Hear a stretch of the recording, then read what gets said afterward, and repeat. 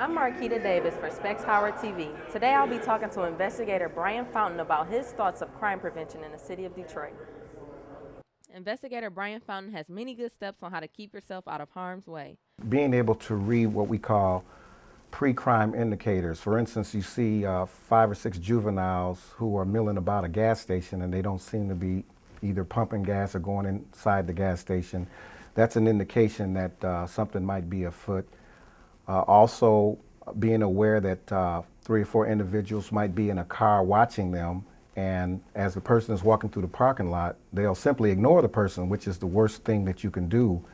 The best thing to do is to look at someone and just kind of nod your head to let them know that, hey, I do see you and I can identify you at a later date. Those are just some of the things that the public can do to keep themselves from becoming victims of crime. Investigator Brian Fountain gives his advice on how to stay safe during a home invasion. Retreat to a room that has a solid wood door and a deadbolt lock and hopefully a gun.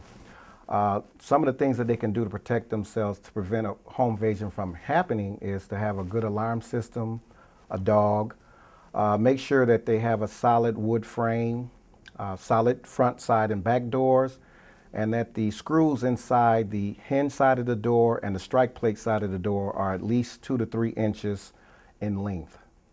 Brian Fountain talked about when he joined the police department and why. I joined the Detroit Police Department on July 1st, 1985, and the reason I joined was when I was 6 years old, I was near the intersection of Grand River and I-275, Cass Technical High School, and I saw a couple of police officers on scooters.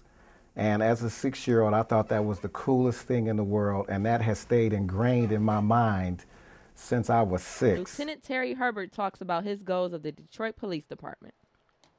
My name is Lieutenant Terry Herbert. I'm the officer in charge of Police Community Services Unit.